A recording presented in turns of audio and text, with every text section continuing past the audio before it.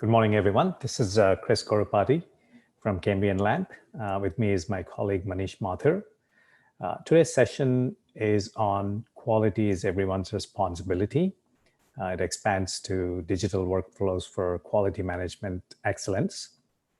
Before we get started, a few logistics about how Zoom webinars work.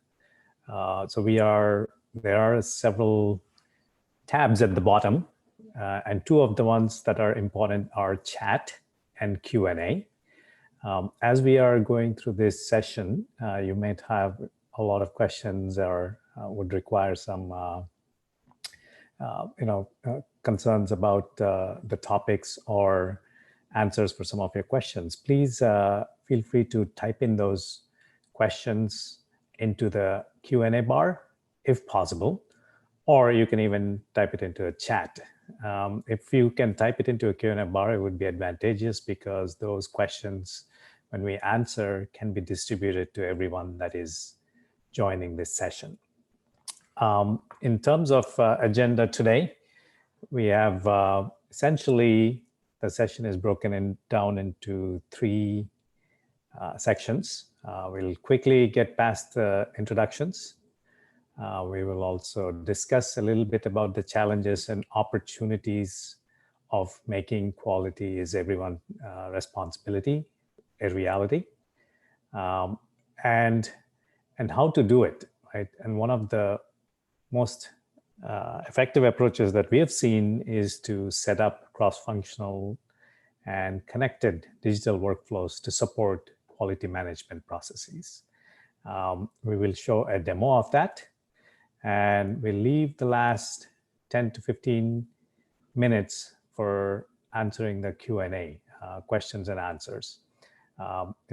Again, you can type in the questions anytime as the session is going on, but to keep the continuity, we will answer all the questions towards the end. Okay, with that, we're going to get started. A little bit about our mission today on this topic of quality. You will see that our company has quite a bit of experience, not only just on quality, but other aspects that are directly correlated to quality, especially in supply chain and new product introduction. However, given that exposure of how products are designed and manufactured, we believe that quality is everyone's responsibility is really a mission that all organizations can adopt and implement and excel at. But it is very hard, as you will see when we are talking about to make it happen. A little bit about Cambrian Lab.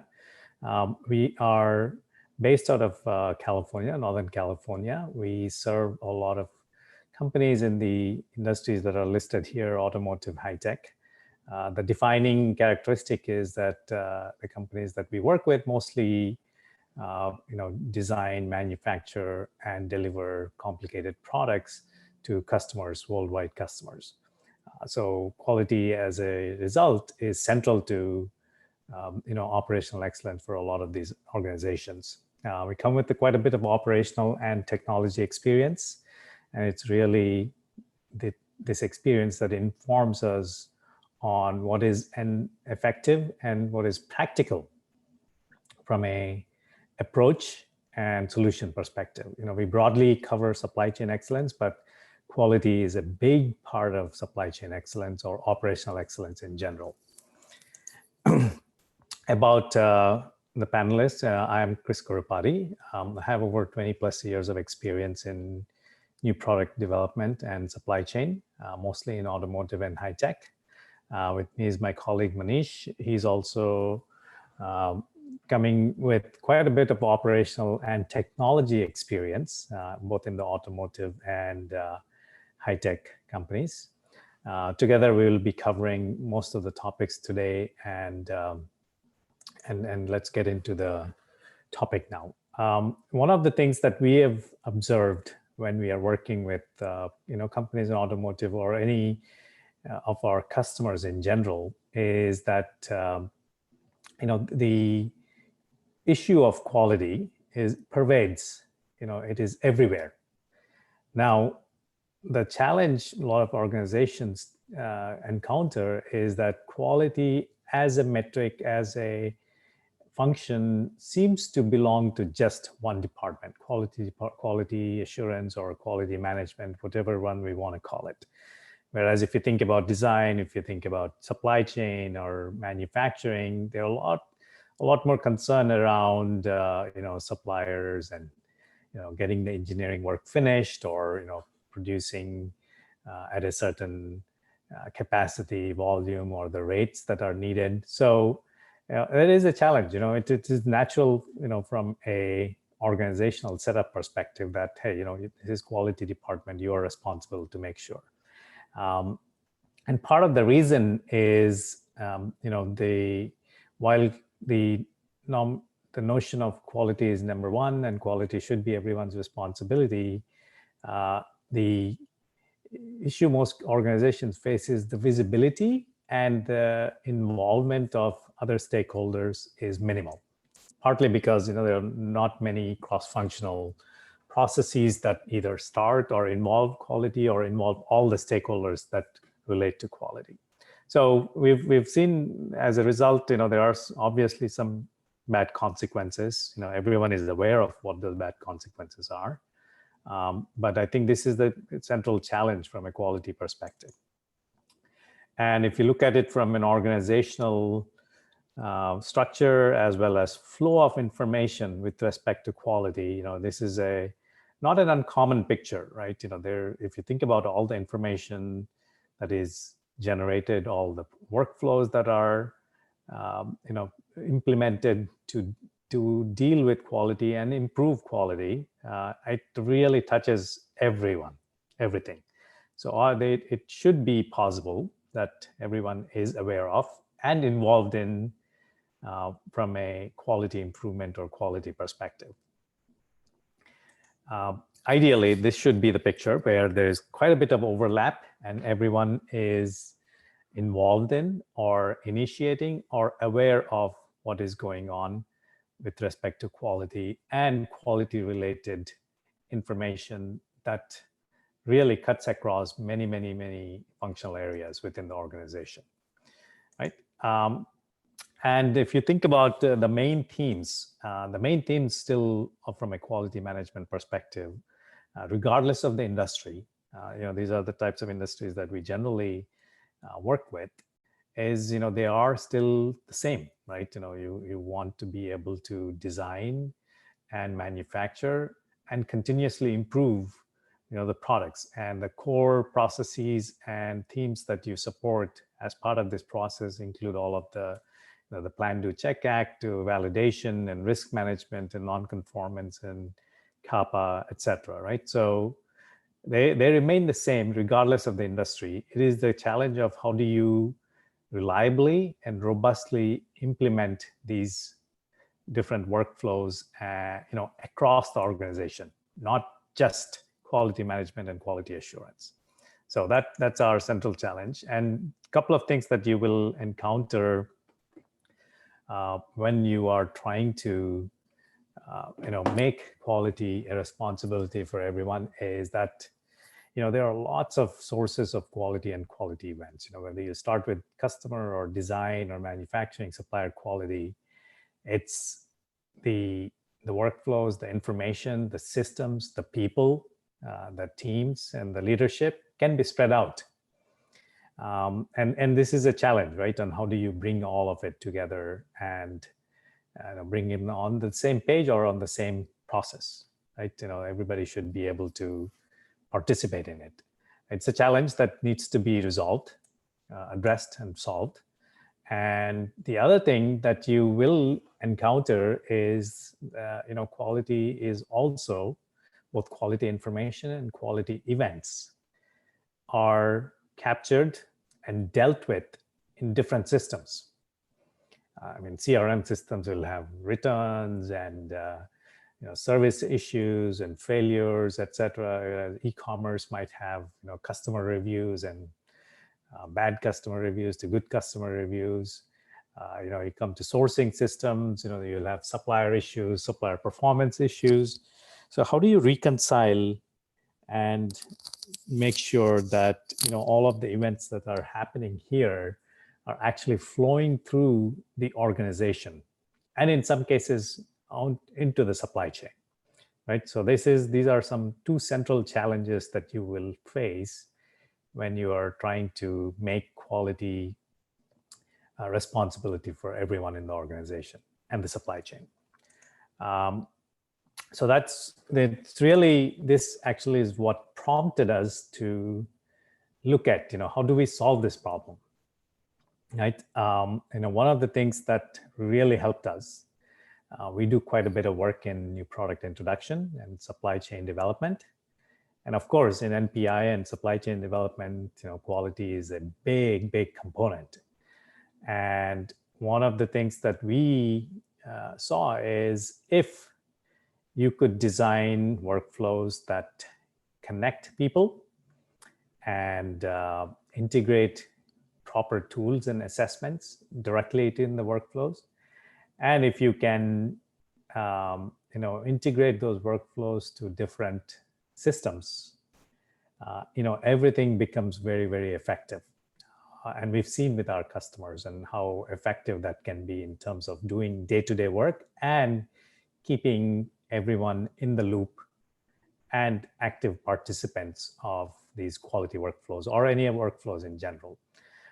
So we've seen that, and we've kind of applied that now to quality management as a domain, as well as a business process or set of business processes. That's what you will see today. And a few examples of how we have approached quality is we've kind of broken it down into 4 major functional blocks and one common cross-functional approach to quality, right? One is if you're really looking at from a start, you need to really look at design quality. Exactly how do you plan quality at the design level. And of course, to follow through with that, it would be manufacturing quality and supplier quality to ensure that what you designed from a quality perspective is actually implemented, validated, and controlled. And supporting all of that are certain cross-functional tools and workflows that keep everyone abreast, including the supply chain, of what is happening, right? In terms of quality and quality improvement. And of course, at the end of that, which is something hopefully, that you don't have to deal with much, is customer quality, right? If everything goes well, obviously there would be no failures at all. But that is not the case. You will always find failure from the customer perspective. And how do you quickly address that and close it is also a big opportunity. It's an issue, number one, but it's also an opportunity for improvement, right? So while you don't want to see any customer quality issues, but if they do arise, you need to be able to close them fast and put a corrective action, a definitive corrective action, so that it doesn't happen again, right? So these types of loops are something that you need to be able to do it very, very fast. And we believe, cross-functional workflows that, also embed some of these techniques would be extremely compelling way to approach that. Okay, so with that in place, what I'm going to do is kind of give you a short demonstration of the approach and how we support the whole concept of quality is everyone's responsibility. It's broken down into 5 sections. Of course, we are going to start with, how do you plan for quality? Obviously, you cannot, if you're in a quality department, the best place to make an impact would be when the product is being designed. Because anytime, you have to deal with something that is out in the field, it is almost 50 to 100 times more expensive than addressing the issue at the design stage. The second one, we are going to look at the issue of, a lot of organizations have, very elaborate policies and procedures and documents and SOPs all inside a Word document. Okay, there is no guarantee that anyone actually follows that, or it's a miracle that certain processes and procedures are actually followed and things get done. So one effective approach that we've found is if you can express all of those policies and procedures as digital workflows, that issue goes away. And when you're doing that, you also have to work with your supply chain. For certain organizations, supply chain is pretty central to how well the products are designed, manufactured, and improved. So you maybe should be able to work seamlessly with supply chain. And once you're finding failures are still happening, in spite of all the great work that has happened before, need to be able to deal with them fast. And the final step is to really look at, how do you support integration of these different scenarios and workflows into all of the other enterprise systems and engineering systems and ERP and sourcing systems that you have in place, right? Because quality workflows cannot be an island. They have to be connected to others. So we'll look at that aspect as well. We're going to start with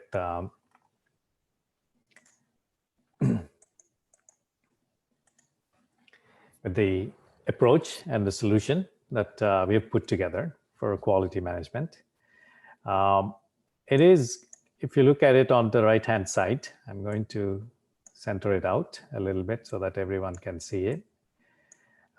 It is broken down into several areas, from cross-functional quality. When we look at cross-functional quality, we think anybody and any area within an organization should be able to use these tools.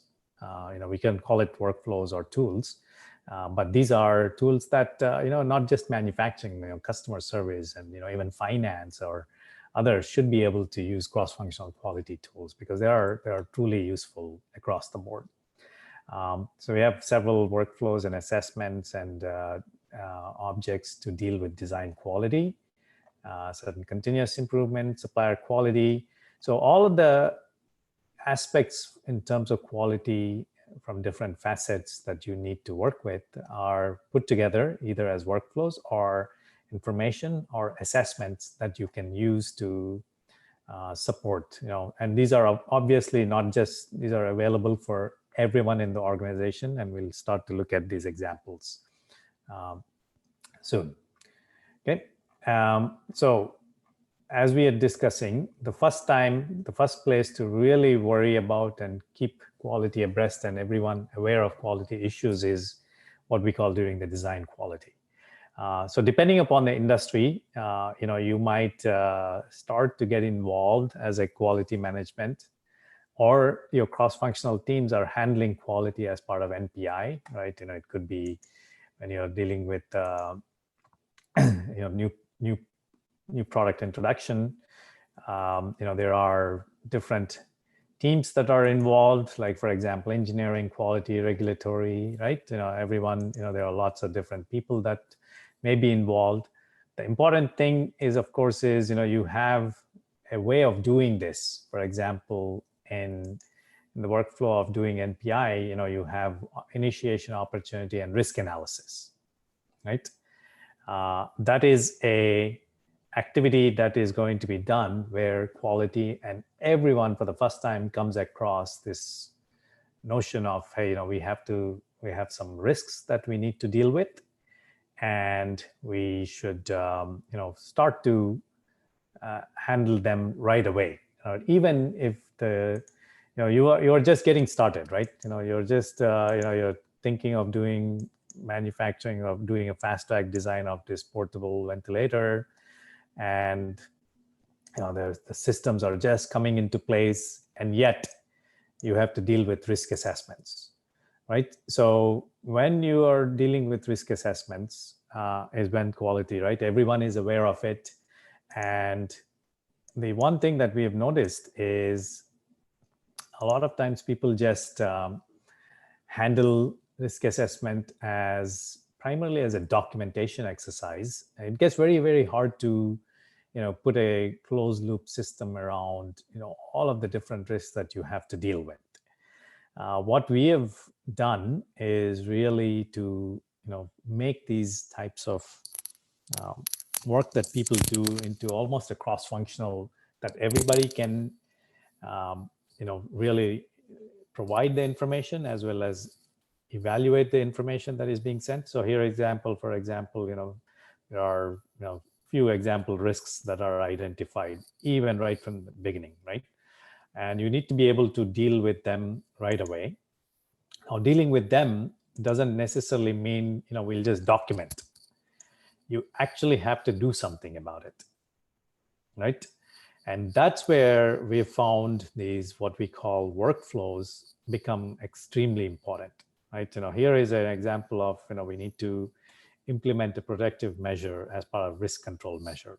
Now, the normal procedure would be to say, yeah, we got it all documented. We've identified the risk. It is severe enough that we have a protective action that is designed, and we have documented it. But in our opinion, that is not sufficient. You actually have to implement that, right? So this is where we've actually connected or allowed people to create a workflow here. In this case, obviously, it is a change request that is going to happen, and the change will be implemented. And this can actually follow through in terms of how things get done. Even small risks that we have identified now are being dealt with. This is a workflow that handles the change request that is requested. It's an engineering process change where preventive measure is going to be implemented. It'll be done by the engineering manager, quality assurance, and it'll actually go through the implementation and approvals and and people validate that, right? So once it is validated, it comes back and the risk assessment gets adjusted here to, hey, it is completed now, right? The risk control measure has been implemented once the workflow is done. So instead of relying on, we have an Excel sheet. Of course, you can import an Excel sheet as part of your risk assessment and, initiate these different workflows for risk control measures. But that's how, you can actually make sure that the follow-on actions that have been documented are actually happening, and they're coming back and updating the risk control measures. That's a very, very early stage to make sure that nothing gets dropped, right? So similar approaches, are available from, whether it is a requirement. So if you're really looking at a requirement, same approaches can make sure that, hey, we are setting up the proper functional spec, and, there's going to be a requirement verification. There'll be a test status done. As you're connecting and defining what the quality is, and quality just doesn't have to be just a narrow version of the process capability or process performance, right? It could be, especially when you take a very broad sense, it really comes down to, are we meeting the customer, our needs or not? Is the product or the service? So you can take that approach and really, go all the way down to requirement and requirement verification by ensuring the requirements are implemented, whether it is functionally or different subsystems could be doing that. So lots of different ways to handle design quality, right? One of our favorite one is QFD. If people know about QFD, it's a pretty compelling way of handling. There'll be a house of quality generated out of this, right? There's a demanded quality and what the characteristics are and how do they map to demanded quality elements. So many, many ways of addressing quality needs that are coming as part of the design. And we believe that this is where the cross-functional team can start to get a good understanding of what the different elements of quality are and how are they going to be fulfilled, and making sure that they're actually getting fulfilled. So it's not anymore a documentation exercise. It's actually live workflows that are happening underneath, and that's actually what is implementing the design quality elements, right? We're going to continue with the demo.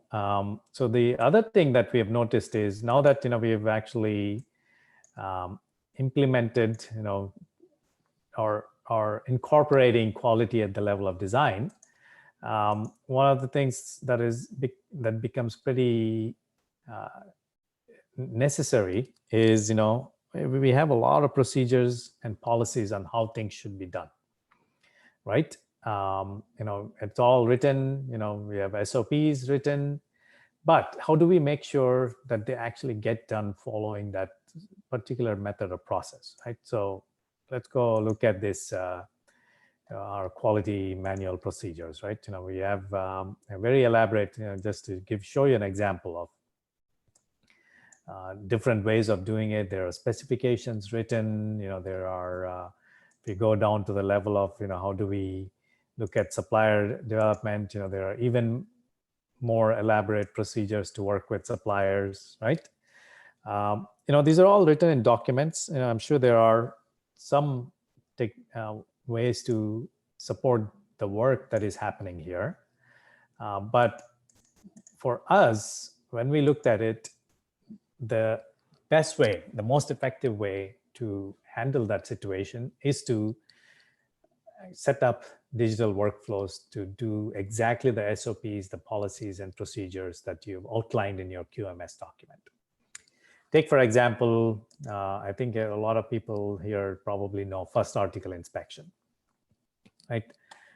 First article inspection is a fairly important process, especially if you're working with suppliers or even within your internal organization. Before you actually go into production, you have to, receive the first article inspection report, approve it, and then, you're accepting products coming into your factory floor for usage, right? Or even to distribute. Now, you might have a very good procedure written in the document, and it might go something like this, which is, we prepare the report, we review it before submission, we have a submission that is sent out, and then, part of that, we're going to do so our supplier quality department is going to review that. Once we approve it, we release the PO. In our ERP systems, we have to unblock the supplier and then send the notification to everyone that this part is good to be received, right? That's how this is written in the document.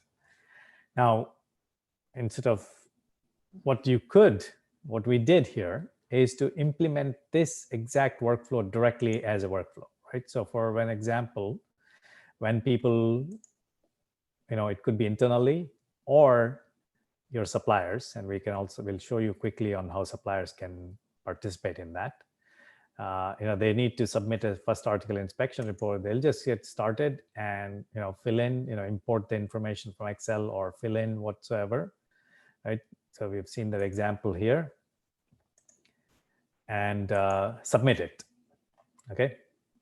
And it actually follows through this workflow and gets the right people involved, right? So for example, all the different roles that are there, manufacturing engineer, supplier quality engineer.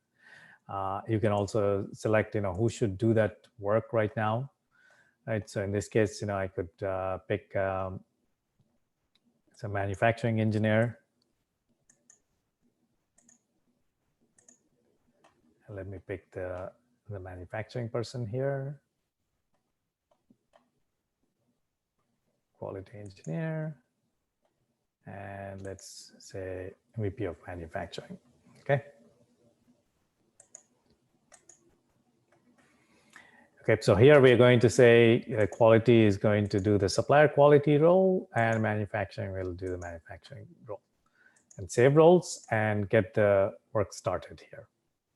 Okay, the supplier already submitted. It includes not only just the various FAI elements, right, and characteristic accountability, including the balloon diagram, and in terms of non-conformances, additional data, you can include all of that, and it starts. Like the workflow, you finish this signature, and we get started. Okay. And the moment that starts happening, if you look at it, signature is signed, and it moves to the next step, the workflow, right? Supplier quality engineer can start to review it, and when they approve it, it is completed. I'm working on behalf of the supplier now. All right, the manufacturing engineer can come look at it. You can say, approve or reject. I'm going to approve this. And it now, it's waiting for the release PO. Now, one of the things that we can do, and we'll cover that towards the end, is if you have this workflow engine and you want to release the PO directly, right? You can connect this workflow engine directly to like an SAP or any of your sourcing ERP systems that you may have, and say, hey, just release the PO. And in the workflow itself, you're going to call that function and say, release PO or get PO or something like that, right?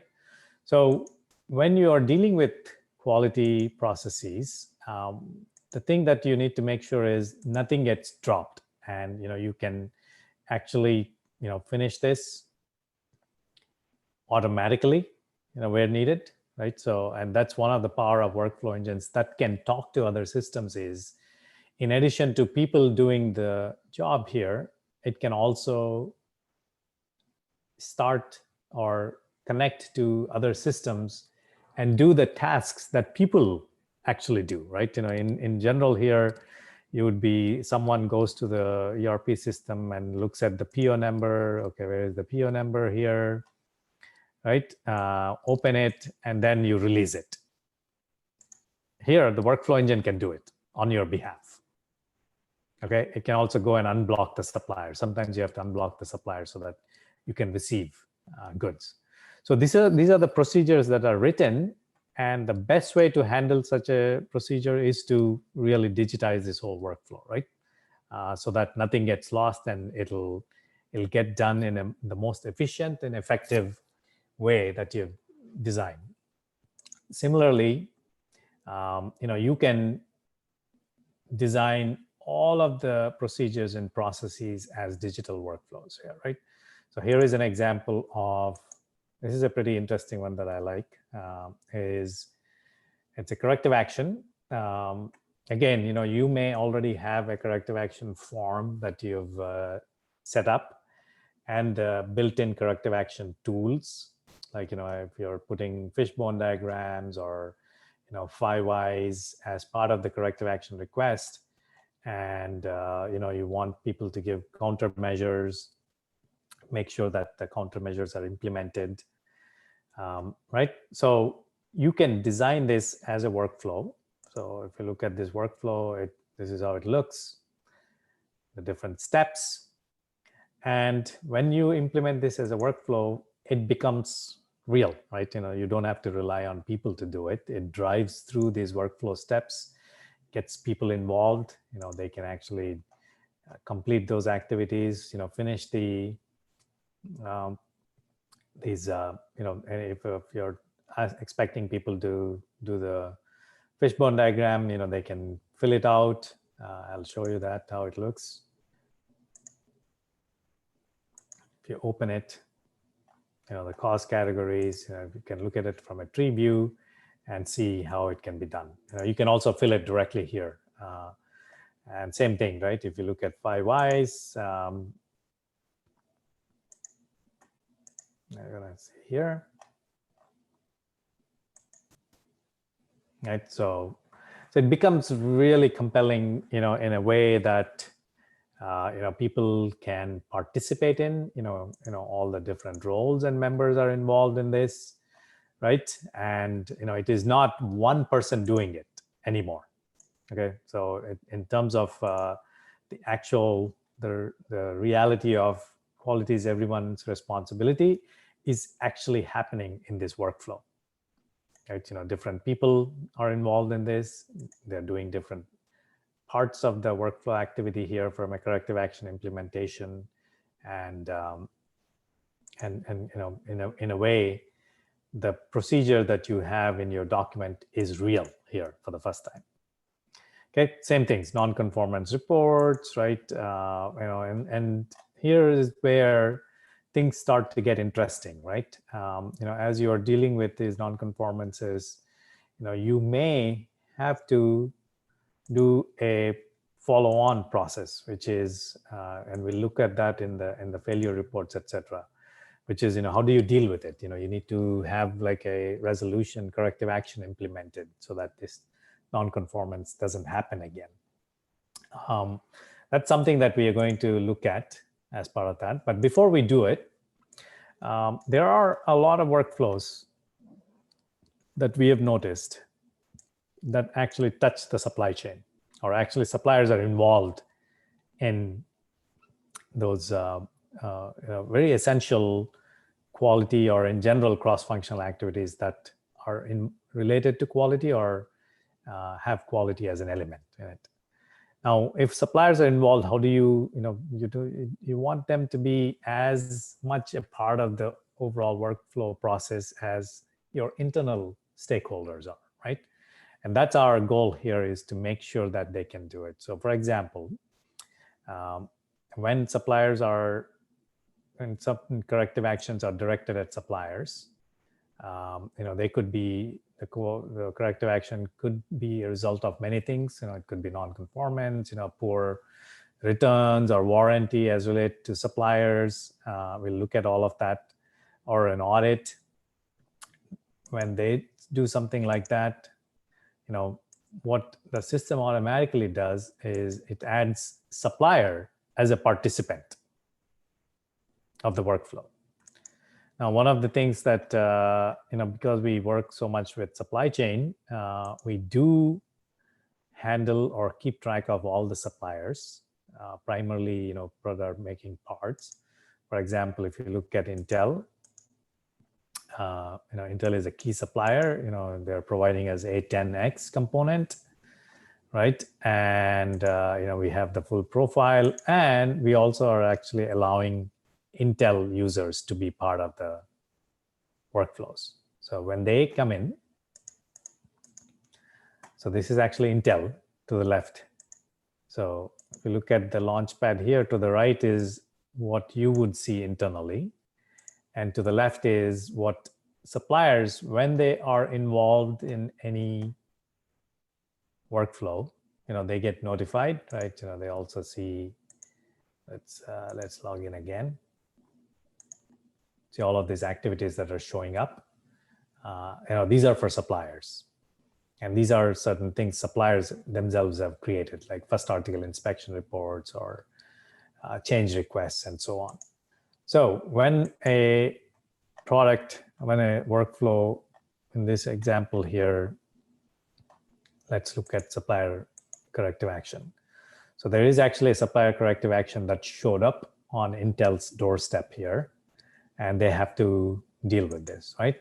So this is actually where supplier Intel can actually go ahead and finish this activity as part of the workflow here that you may have started.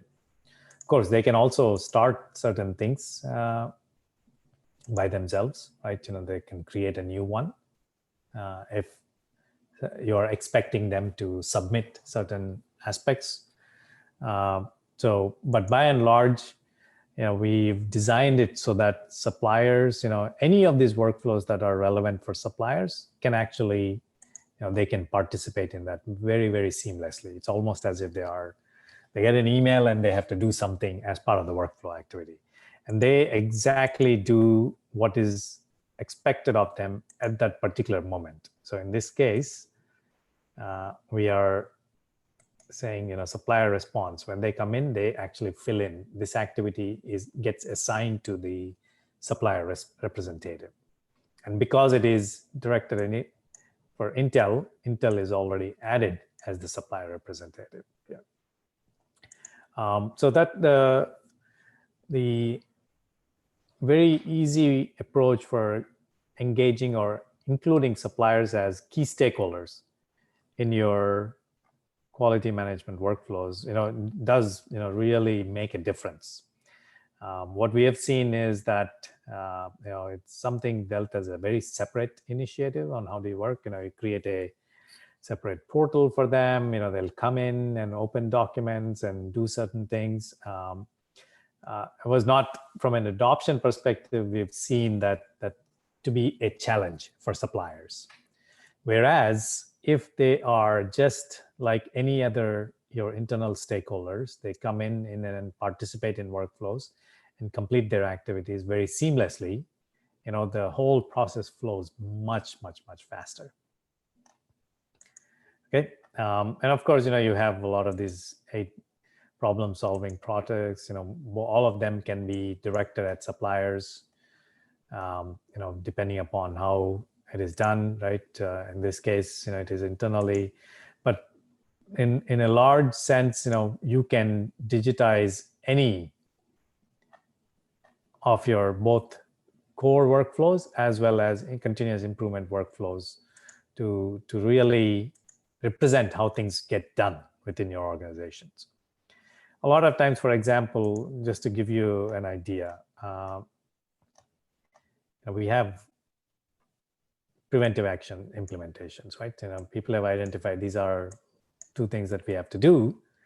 Now, in most cases, we have seen people document it, and then they go back to some other system, some other place, and go ahead and implement these preventive actions.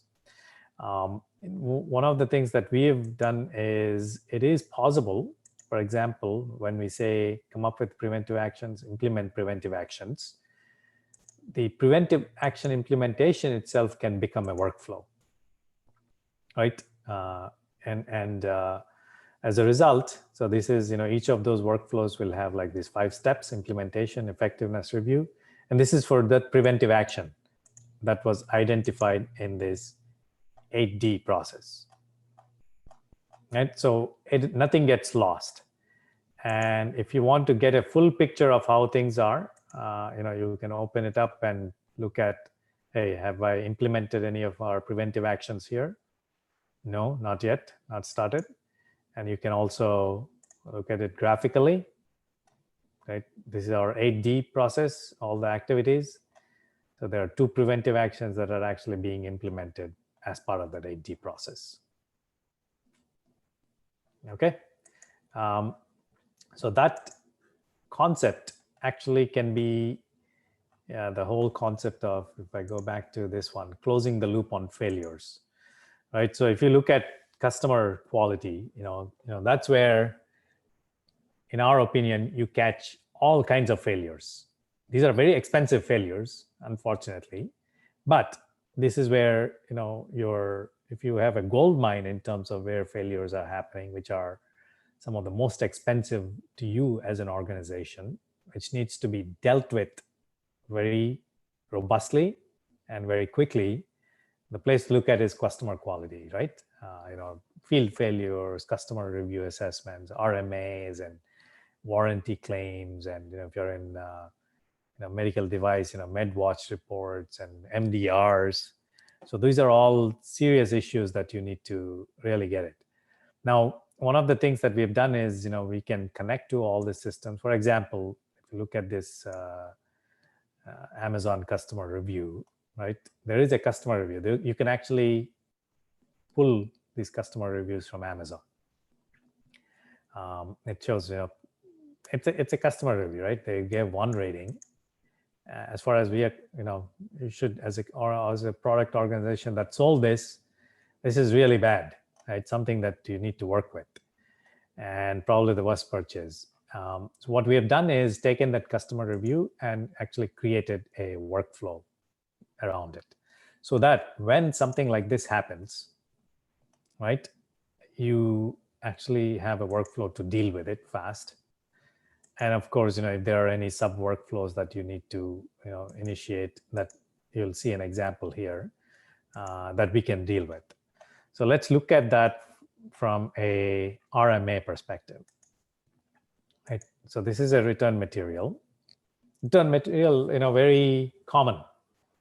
Normally you would think that is, hey, why am I'm quality? Why do I have to deal with RMAs, right? It says it's a defective product, the return reason. And this is actually in your CRM systems or order fulfillment systems or ERP systems. These RMAs are there.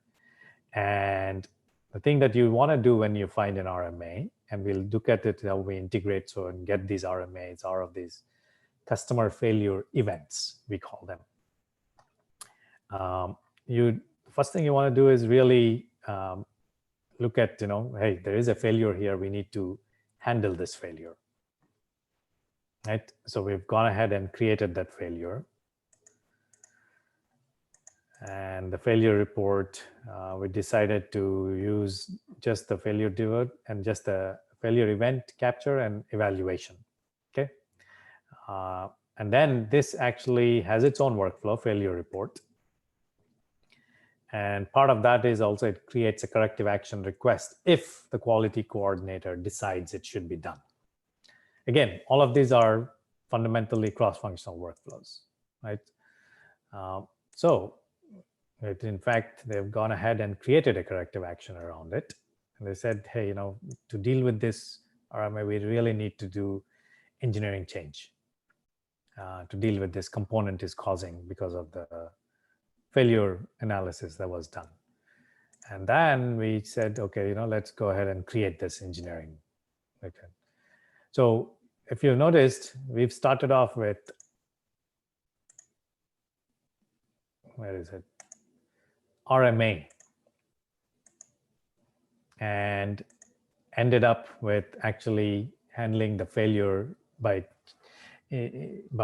implementing an engineering change. From a graphical view perspective, it looks something like this, right? An RMA led to a failure report, corrective action, and then the corrective action is actually an engineering change that happened. Okay, so these types of, when we really connect all of the ways quality events happen, you can connect, from customer reviews to even manufacturing failures, all of that, right? Through this approach of closing the loop or connected workflows to close the loop as fast as possible. I mean, that's the goal here, right? Nothing should be lost, nothing should get lost, and the process should be faster and faster so that you're not you're dealing with failures well and quickly. It cannot be an ad hoc approach to handling this. So these types of connected workflows are also very, very popular among our customers. And of course, all of that works. One of the things that we are very particular about is none of these workflows are really very effective unless they can interoperate with other systems. And that's one of the things that we focus on and make sure it actually happens, is that you can connect these workflows to any of these systems, engineering systems, ERP, and even your customer CRM systems like Salesforce, so that you're capturing the events that are happening here. They can also, these systems can also start using these workflow activity interfaces. This is what we call them. If something happens, get RMAs, right? This continuously runs and gets the RMAs and create these RMA workflows so that you can handle that. Same thing with, you continually look for Amazon reviews if you're obviously selling to Amazon and want to understand what is going on. Same thing with MedWatch, right? So you can continuously keep it, and react and proactively respond to all these quality events and failures that are happening out there. And that approach can be applied everywhere, right? Whether it is manufacturing quality, lots of issues show up on the manufacturing floor that you should really find the root cause and address and implement a preventive, containment, corrective actions, and so on, right? So the faster that loop is, the better it is. So with that, what I'm going to do is stop and open it up for Q&A. So there are 3 questions here. One is, if one of the stakeholders is a person from outside the company, like a manufacturer, can they see this, act on it, and they don't have any? Yes, like what we have shown here, suppliers and manufacturers, can also participate in all of these workflows. I mean, there's a very easy way to do it. We also keep track of manufacturers, but most of the time, are depending upon how the organization is set up, you can give both the manufacturers and suppliers. Suppliers, of course, is where you actually have a pure relationship. So, they are bound by some contracts and other things. Manufacturers, it could be both a manufacturer and supplier. So yes, that is possible. How does the software identify or find a customer review? Example, the Amazon review. Amazon review is something that, Amazon has an API for vendors and Amazon partners to go and fetch these customer reviews. So there you can just connect to Amazon and get these. And then once you have this, the workflow actually starts the moment this is created, and it actually guides you through the next steps and the follow-on processes that may need to happen. Does it have the capability to send email notifications, tasks? Yes, that is exactly how it is done. It actually sends out quite a few emails for each of the activities that need to be done. And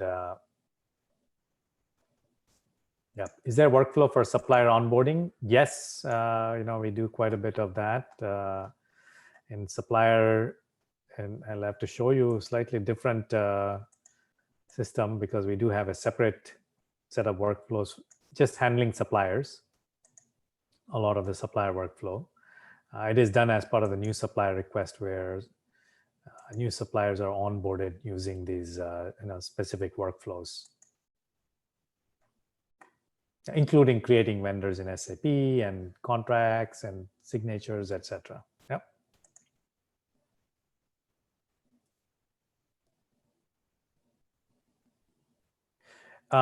Suppliers have access. How do you ensure confidentiality? As a matter of fact, suppliers have their own pretty much secure space, and they only see what is relevant for them.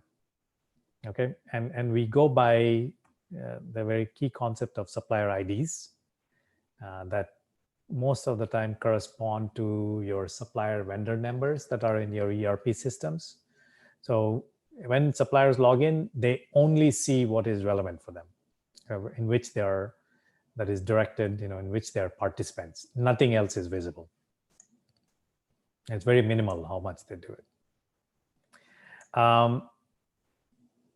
Can the costs incurred in NCR be transferred directly to a claim? Yes, that's something that, because of the way the warranty system, warranty workflows work, you can connect it, and we do handle quite a bit of integration with the finance systems if that needs to be done. Yep, you can move on into essentially financial transaction workflow connected to these workflows. How easy it is to connect to software like SAP and Team Center? It is, as you've seen, very easy. It actually comes directly connected to all of those, to key systems. SAP is one that we support. Pretty much 80% of our customers have SAP, and they use it very heavily with the system in terms of integration.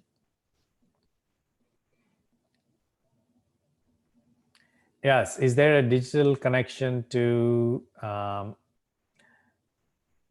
linkages of items like FMEA's control plans? Yes. I mean, in general, anything that you are seeing here, they're all digital, like control plans, process FEMAs, and they're all connected through the process plan or the operations that are identified. We do allow Excel as the way to import them, but you can also build out the whole linkage system and the key documents, what we call core tools, directly here. How do you create a complete report once the issue is closed? Yeah, so you can actually create reports for each of these workflows. You can create customized reports, and let me show you one here that makes it very compelling. So, for example, in this supplier performance report, let's look at that supplier performance report here. Okay. One of the things that you will see here is that a report can be very rich like this. Okay, and people can download it and send it to them.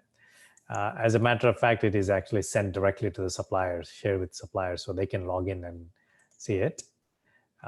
The other approach is, when you want to do customized reports for each of these workflows, you can also do that in what we call this report section, process report. Here, of course, it's a standard report, but this can be customized to way it should be distributed internally or to your other external stakeholders. Supplier performance will create a supplier scorecard. How this is graded and how can we do an overall supplier report? So that's a good question. We deal with all the time, because we do have quite a bit of footprint in supplier development activities. One of the things that we do provide for suppliers is, so I'm going to log in here as a supplier. Okay, the first thing that you'll see is performance reports. Okay, suppliers, when they log in, the most previous period, they can also look at all the previous periods, some KPI trends. All of this is based upon, like, for example, this score is based upon what we consider to be weights. And this is a good time to actually show how all of that is done using performance assessments. There are a variety of techniques to do supplier reports. Okay, it's based upon what the weightage of each of those elements are, like cost, and within cost you can actually go even lower. For example, initial cost is 80, category weight 20, and so on. And quality is incoming quality, corrective action response, and based on that, it'll actually gives ratings. Either using some quantitative scores, or you can have internal people do assessments. How is this supplier doing? And this is a whole very, very specific workflow just to handle supplier performance assessments. That's where weightages are used. Can also be used for doing performance reports, especially if you're calculating a single score for this. Just to give you an idea, a supplier audit is something that you probably do quite a bit. And we have a scoring system here that actually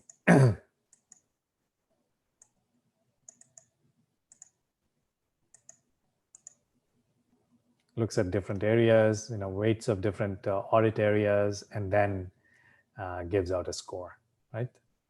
But your goal should be use this to improve, to set up some follow-on processes like 8D process or improvement projects, what we call. Okay, and there are a few more questions here.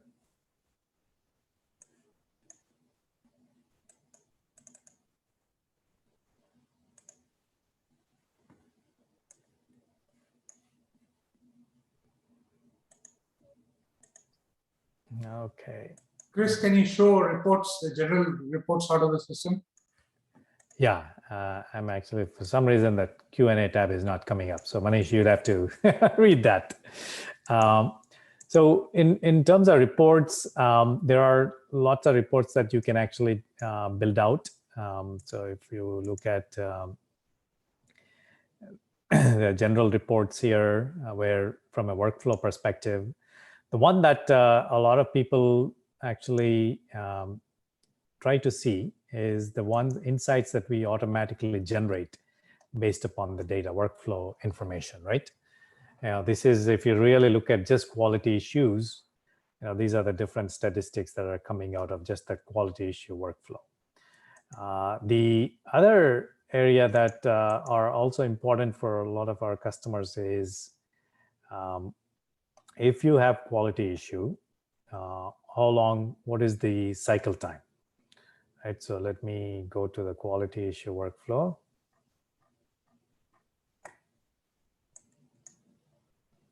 Or let's look at this cycle time here, right? So what it is showing me is that, I mean, there are only 12 processes, only 2 of them covered. That, the time it takes to complete, and if we had enough data, it also gives you, how much of each of these activities are taking. Okay, so that's there are a couple ways where we can implement lots of insights and reports directly at either the workflow level or at the workflow process level. The next area is, I don't have that many reports, but you can generalize a lot of reports. You can build out across all of these different processes using the reporting engine that's built in. Some of our customers also connect Tableau and then Power BI, etc., directly to this to really dig a lot deeper and distribute that intelligence and reports across the organization. Manish, do you see? I can't see any more questions here. Any other questions that you're seeing? Yeah, so the one question we have is, can your software interface with Lotus Notes? We have not done it. No. We have not done it. We for example, okay, so this is where it is. We are integrated with all Microsoft, tools like Active Directory or G Suite, for example, but not Lotus Notes.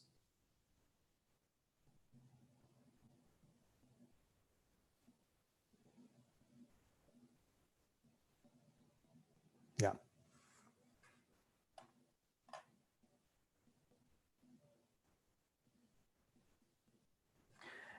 How about managing compliance, such as regulatory requirements?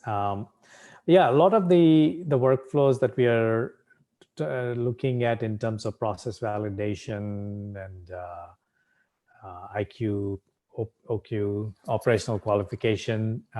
We also are building out scenarios so that those discrete steps of process validation are actually, for whether it is FDA or ISO 13485, those are supported as part of the workflows.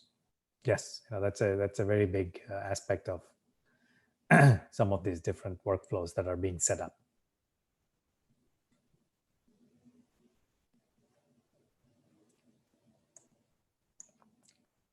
How do you monitor and track open items?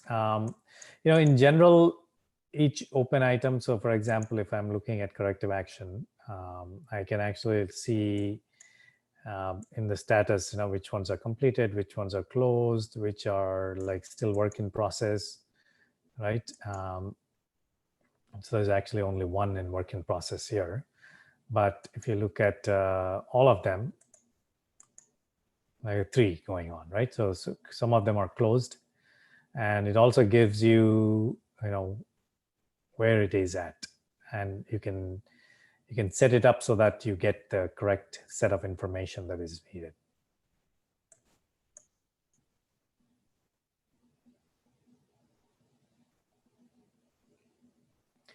Yes, so how can we classify suppliers by quality and engineering? So sourcing teams know a supplier is only qualified to say injection molding products, but not rotomold products.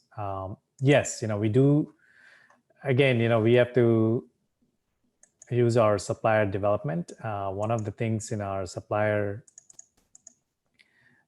solution is you can keep track of commodities where they are working. And if you look at from a overall, let me open Intel here so that it becomes obvious. It actually shows for which specified components, parts that they are currently have a relationship. And of course, you can also maintain, what commodities that they should actually be used for. The one challenge that that you will find here is that a lot of the suppliers these days are, quite. I would say they do serve a lot of industries and a lot of commodities. So in which case you may need to, not only commodities, but also, commodity plus part numbers and so on, that you may qualify them for, that you can use, your teams can use.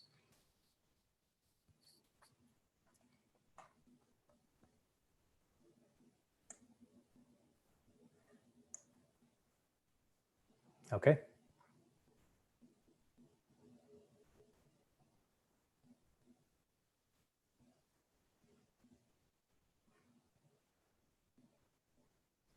All right. So if there are no more questions, what we will do is, there are quite a few questions, and we've answered as many as possible. If there are any other questions, please feel free to send us an email. I'll follow on to that. Can you bucket the products into A, B, or C products? Yes, it's actually, as a matter of fact, we do rely, we do have a fairly compelling part manager here internally, because when you're dealing with qualities, managing parts is super important. This is where we connect to the team centers and the agiles and the SAPs. And part of that part is, you actually can do classification of, where do they belong, the commodities. We haven't set up the classification yet, but whether they, from a logistics perspective, are they ABC, right? Importance perspective. So you can do all of that. We do connect quite a bit to all of the MRP systems, so that information is central to how things are managed.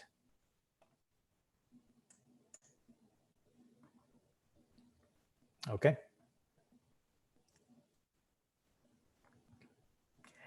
So we will send all of the Q&A. We will distribute it. Usually we publish it on our website. So you'll have the video, you'll have the Q&A, and the links to download the presentation and so on. And once you get it, if you still have any questions, feel free to send us a note. One thing that you might be interested in is you can test drive the solution, or you can do free pilots. We support, if you're interested, we'd be more than happy to do both of them. Both of them are free, so you make sure that the solution actually works for you, for your specific scenarios. A lot of our customers design their own things and see, hey, is this something that works for us? Design their own QMS processes or even supplier processes, roll it out to a few internally and to stakeholders, make sure it works, and then decide, yes, it's the right thing for us. We support several of those at any given time. Feel free to take advantage of that offer for free trial or a free pilot. That information about that would be included in the emails that we send with the video and the presentation links. Yep. Thank you again very much. Thank you for your time. I know you've taken an hour of very valuable time on a Thursday morning. We appreciate that. I hope it was useful. And feel free to reach out to us if you have any questions. Thank you again. Thanks. Bye.